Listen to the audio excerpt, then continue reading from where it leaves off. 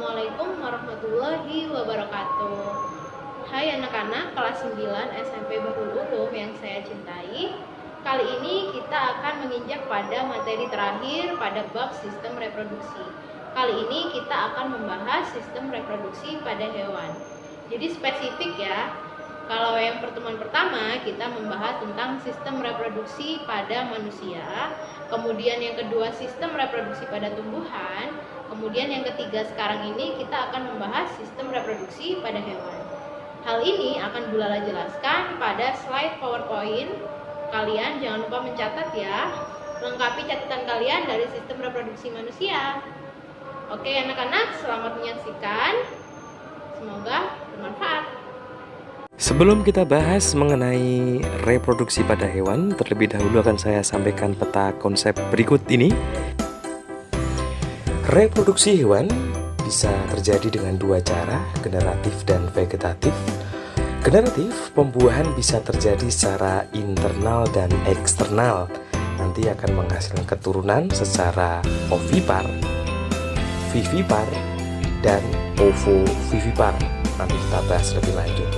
Sedangkan vegetatif ada beberapa cara. Yang pertama fragmentasi, tunas, partegenesis, dan membelah diri. Kita bahas satu persatu nanti supaya konsepnya lebih utuh. Silakan anak screenshot gambar untuk pembelajaran kamu dan untuk mengerjakan soal yang ada di link deskripsi. Sebelum saya bahas mengenai generatif, kita akan membedakan dulu antara generatif dan vegetatif. Yang pertama dari segi induknya, generatif memiliki induk ada dua, sedangkan vegetatif hanya satu. Secara istilah, generatif secara kawin atau seksual, vegetatif secara tak kawin atau aseksual. Dari jenis kelaminnya, dari generatif terjadi dari peleburan sel kelamin jantan dan betina, sedangkan vegetatif berasal dari bagian tubuh induknya saja.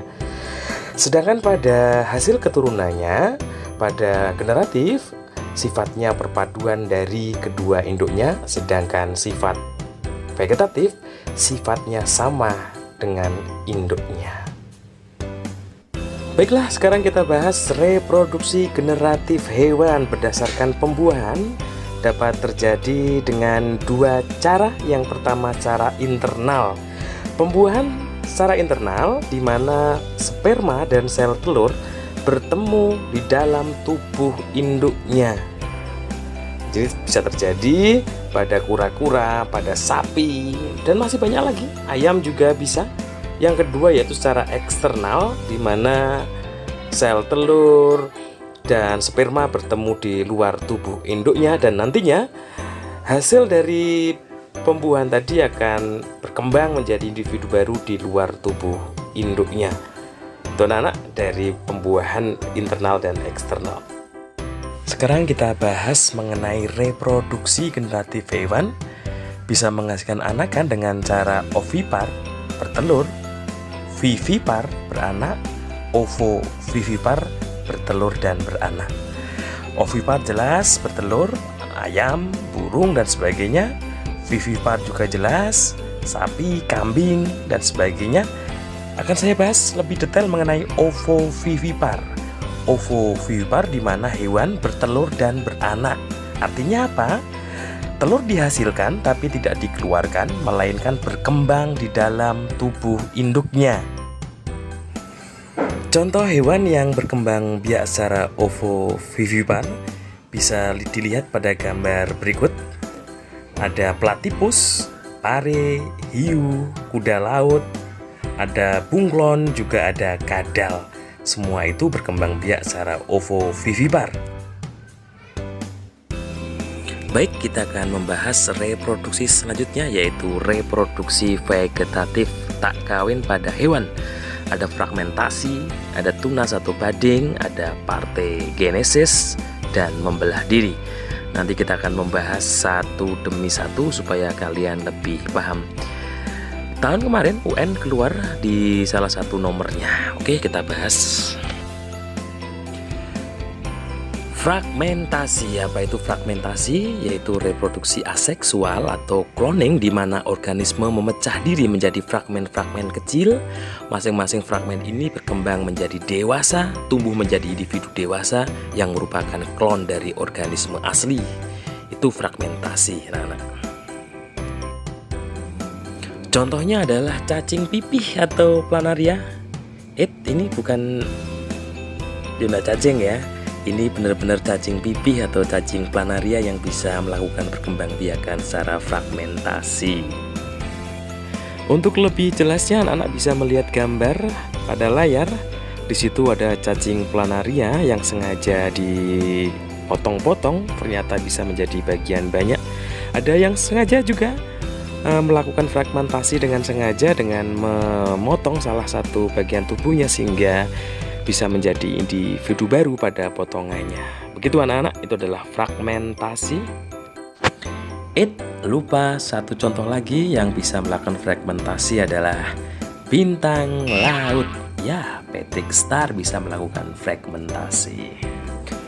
Selanjutnya kita bahas mengenai tunas bading. Apa itu? Tunas adalah suatu cara reproduksi aseksual pada hewan di mana sekelompok pertumbuhan mandiri tunas dari induk membentuk dan melepaskan diri untuk hidup mandiri. Kayak tanaman ya. Ternyata hewan juga bisa bertunas. Salah satu contoh hewan yang bisa melakukan perkembangbiakan dengan tunas adalah hidra. Hidra mampu bertunas, membentuk kuncup. Setelah itu kuncupnya akan terputus dan akan membentuk koloni sendiri dan hidup secara mandiri. Selain hidra, juga ada hewan lain yang melakukan perkembangbiakan secara tunas atau bading, yaitu porifera, termasuk SpongeBob. SpongeBob adalah hewan porifera yang bisa melakukan perkembangbiakan secara tunas. Ya, SpongeBob hewan. Itu anak-anak. Selanjutnya yang kita bahas adalah parthenogenesis. Apa itu parthenogenesis?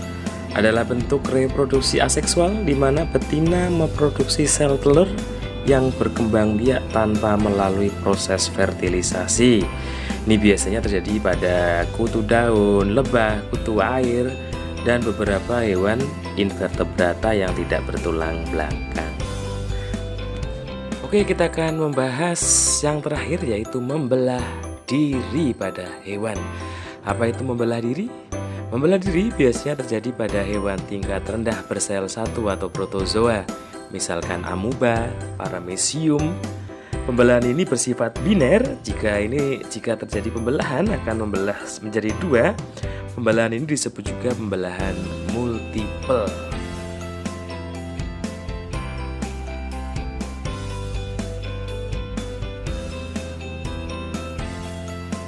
Bisa kamu lihat pada gambar sebelah kiri kamu adalah gambar amuba yang dilihat dengan mikroskop. Sebelah kanan adalah tahap-tahap bagaimana amuba membelah diri dari satu indukan menjadi dua, yang disebut dengan pembelahan biner atau pembelahan multiple. Itu anak-anak, itu adalah pembelahan diri pada amuba. Oke anak-anak, sudah tuntas. Bisa saya simpulkan bahwa reproduksi hewan dibagi menjadi dua, generatif dan vegetatif.